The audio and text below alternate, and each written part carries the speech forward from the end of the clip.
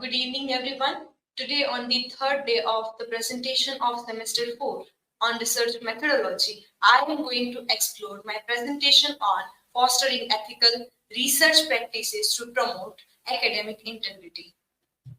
These are some of the questions that I am going to address in this presentation, like what is academic integrity, why is it necessary, what are the ethical concerns related to writing and individuals, what is plagiarism and why it is punishable, then the role of the World Wide Web and AI concerns related to artificial intelligence for academic integrity. Let's begin. These are the points. Uh, I'll begin with what is academic integrity.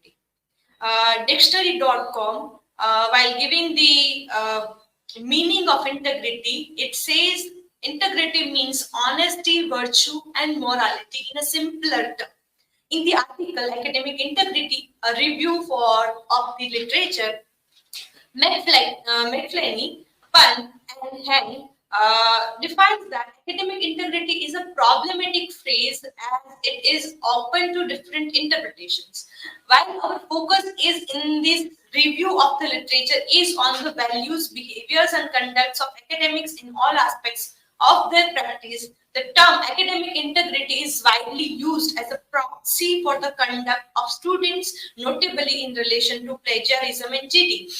So, not only the students, it can be considered in all the types of research that is being conducted by the individuals in the academic phenomenon. So they also say that academic integrity is an umbrella term. Students, teachers, all academicians are connected to it, and all the things are looked in that manner. Let's understand the ethical research practices. What are they? So Gulmin and Gillam talks about some ethical research and ethics in practice while thinking about the research practices. They give a concept of reflexivity to critically examining one's role and assumptions as a researcher and can help lead to ethical practices in research.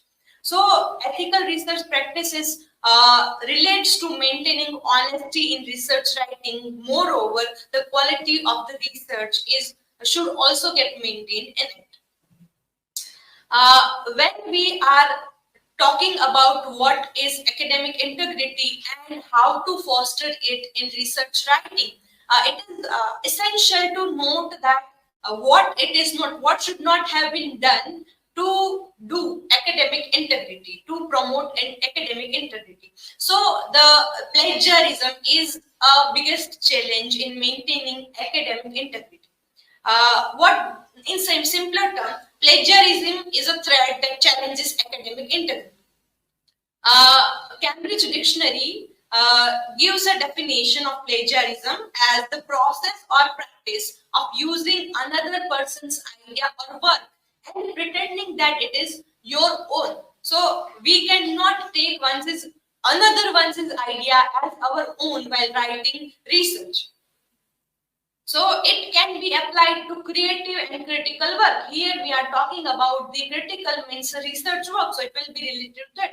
And even the creative works are often getting theft, intellectually theft by people.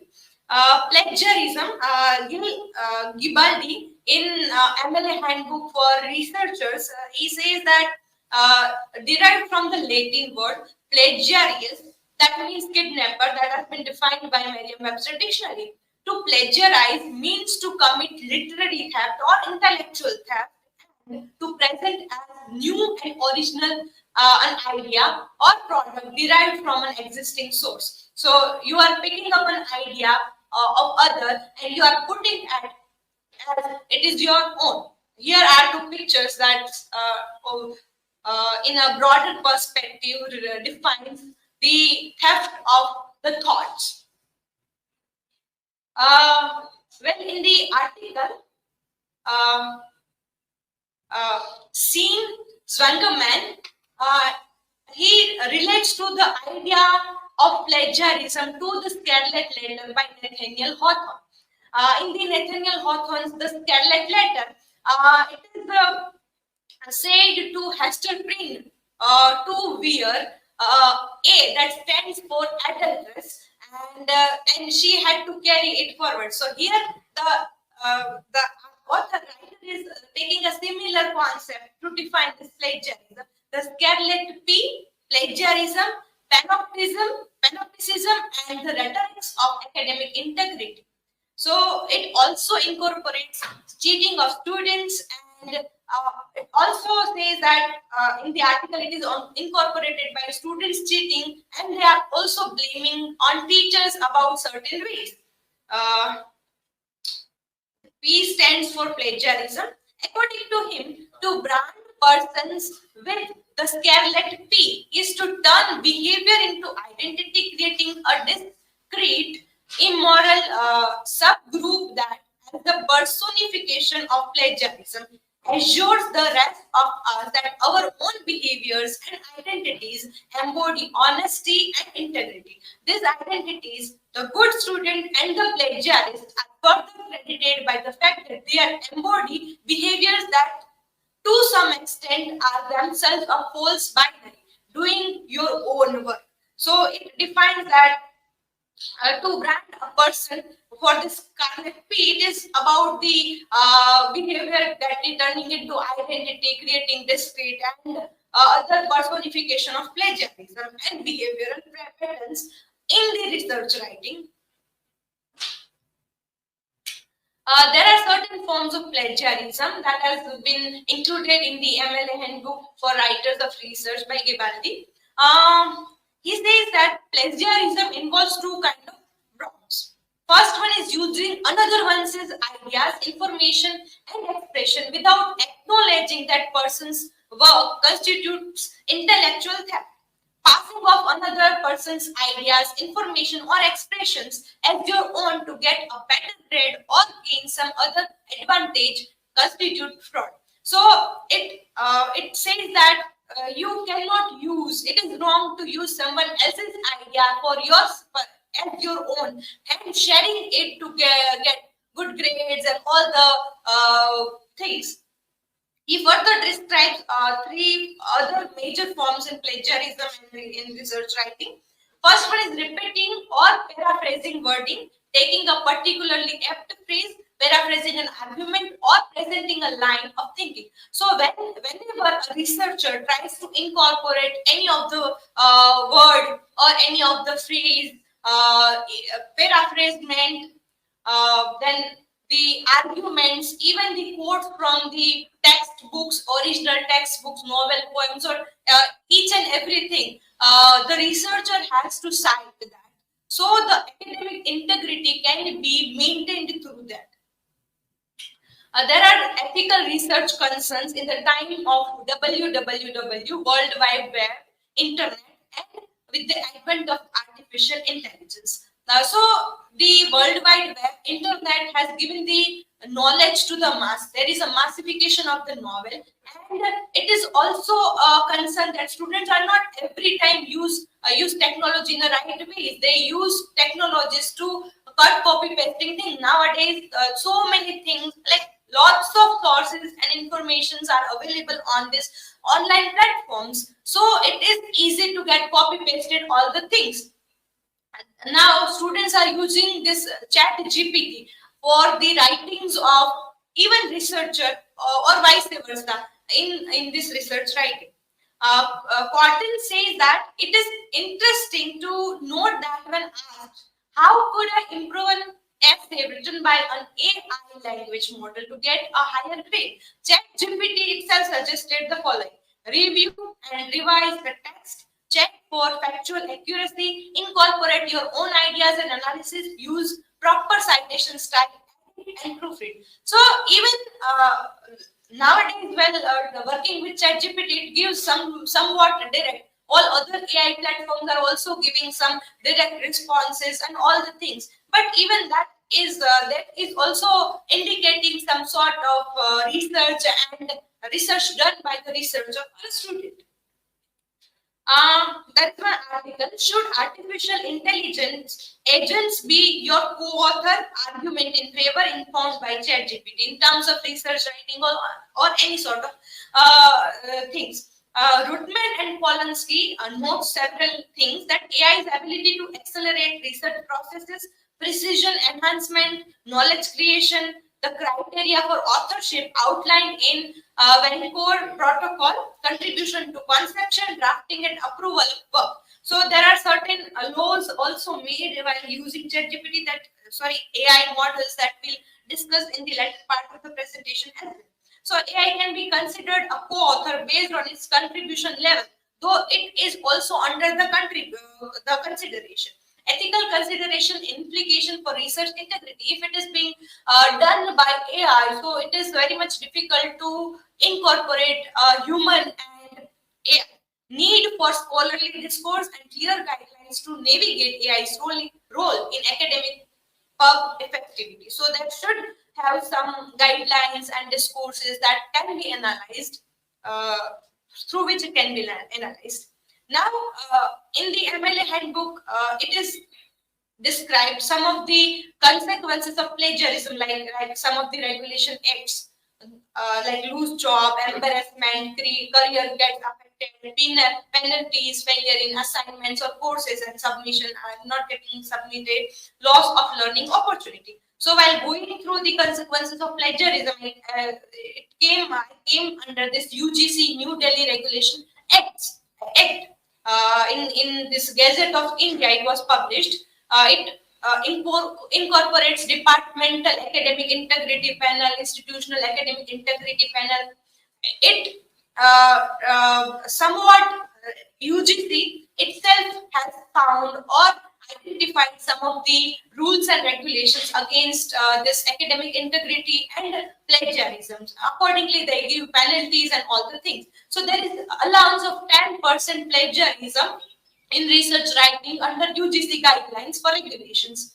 There are certain levels, like if it is above 10% to 40%, it shall be asked to withdraw the manuscript, and if it is above 40 to 60%, then it shall be the researcher will be asked to withdraw manuscript, denied right to one annual increment enhancement, and shall not be allowed to be a supervisor to any new masters, MPhil, and PhD student scholars for a period of 2 years. And if it is above 60%, and the penalties will be like withdrawal of manuscript, denial of two successive annual increments, and will not be allowed to be supervisor to any master or students for 3 years as a guide. So all the regulation is being considered under UGC. Like while thinking about these consequences and the ethical concerns, one might find that then how to identify the plagiaries, as people might unintentionally making the plagiarism. So there are certain tools, digital tools that can help to avoid plagiarism. These platforms can check the plagiaristic aspect, plagiarism in research work. Here in the picture it says, go ahead and use it. No one will know. Don't do it. It's plagiarism. It's stealing. So there are these all the digital tools like that are scrutinizing your research under this plagiarism. So now everyone are seeing this. You cannot say that no one will know. Uh, like while experimenting this sites, I go through this plagiarismdetector.net, and I have given my own assignments that I wrote in the last semester. That was about this feminist rating of advertisements, and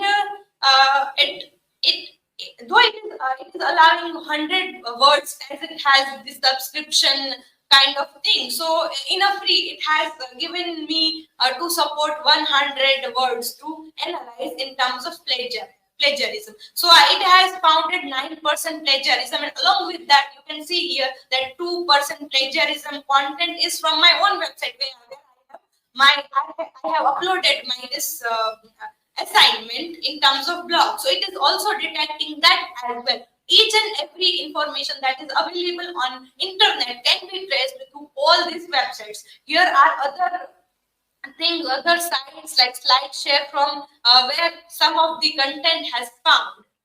So it is very useful detect plagiarism detector softwares that helps to manage the academic integrity and avoid plagiaristic contents. Now, there is one article by Prelimin, a ChatGPT detector catches AI generated papers with unprecedented accuracy. It says that tool based on this article I have found from this Nature journal. Though I was unable to access the whole article, I could bring the headline of the research. Tool based on machine learning uses features of writing style to distinguish between human and AI authors. A machine learning tool can easily spot when chemistry papers are written using the chatbot ChatGPT, according to a study published on 6 November in Sale Report Physical Science. There are certain natural language process units that tools that helps to even integrate or know, let us know the generated versions of articles as well. And there are certain ethical concerns about that as well. And it is somewhat, it is said, some research says that it will allow the refinement of language, but content, but that all remains under the consideration. Now, after analyzing the plagiarism and the concerns related to academic integrity, now how to promote academic integrity? While referring to all the articles that I have mentioned before, all have a similar concerns, like to teach students, to make people aware of what they are doing, because there are some unintentional plagiarism as well. Arden Miller, Carol Spotoff, and Jessica notes that increasing emphasis on learning, not grades, as the goal of education, honor codes, and activities directed towards a climate of integrity in all forms may show the most promises in reducing academic disintegrity. Cotton and other also says that in their article, educating students about plagiarism requiring draft submission using plagiarism detection tools, setting clear guidelines for the appropriate use of AI language models, and closely monitoring students' work. So, taking the direct copy pasting of the content should get avoided. The content that we are taking from other sources, original sources, the citation is that as in this picture, it is said that have you cited something like that. So citation is must in text or the other citing styles. So that should always have a citation to support the arguments that has been made by the researcher in that term. So here I want to conclude my presentation. So academic integrity is very much important to promote a kind of and foster the honesty and virtue or modesty in terms of research writing. Thank you so much. These are the references.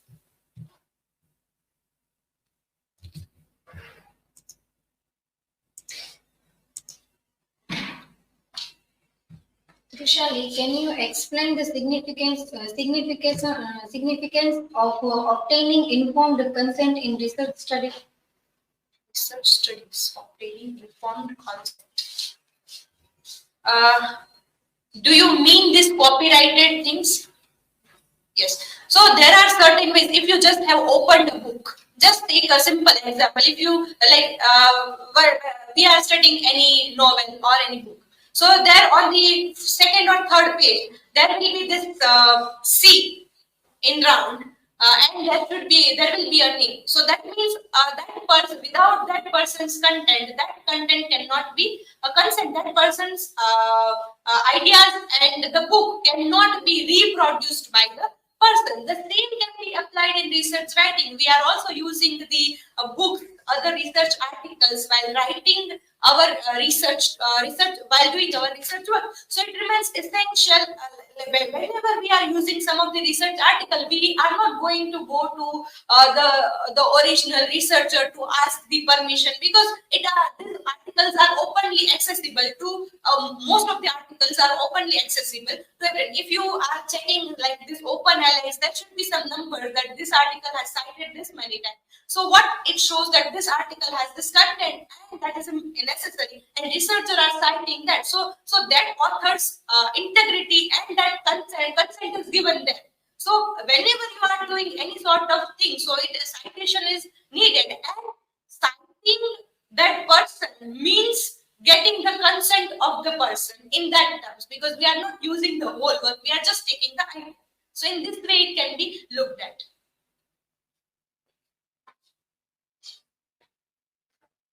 Tushali, how can academic institutions foster researchers' commitment to maintaining and promoting academic integrity in their research? Next question. Like here, what we are doing, we are doing this dissertation work from the very first semester. We are learning how not to do cheating, how not to cheat, have the ideas of others. So, like we are learning from sir, it is the responsibility from both these sides. Students had to learn all the things, and on the other side, it is the responsibility of teachers as well. Because many times, while referring to this article, it is said that students are blaming teachers for like this sort of things. But it is not same at the same time, because it remains on the side of students as well to learn the artifacts related to this academic integrity and this plagiarism kind of thing. So it is very much important to teach students. Even some of the article has mentioned that from the higher schooling or secondary schooling, students have to be taught not to thief like something, not to steal something in terms of intellectual theft. So it remains on the both sides to teach students from the very beginning, and students have to cultivate those ideas and those not committing the theft, intellectual theft throughout their career, and should promote and should hand over the same information to the generation ahead. So thank you so much.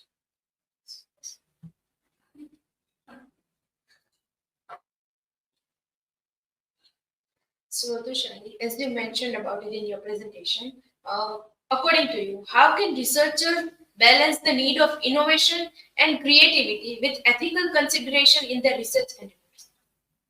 Balance between this cited sources, taken sources, and their own ideas, right? Right? So, like whenever we are choosing any topic for a research, there shall be something new. That's why we have selected the topic for research. That's a very basic question. But then we don't know that there are certain research done under that topic and in and around that topic. So while doing research, researcher will take ideas from other sources to support their argument. He or she will add their own perspective while getting the supporting arguments from other sources. So while promoting their argument, one cannot say that this is what I have interpreted by myself, because the sources of information and theories have been taken from somewhere or the other, some or the other articles, books, or any other research works, creative or critical works. So that way the balance can be seen in terms of this research and innovation. So maintaining both is a very much important. Thank you so much.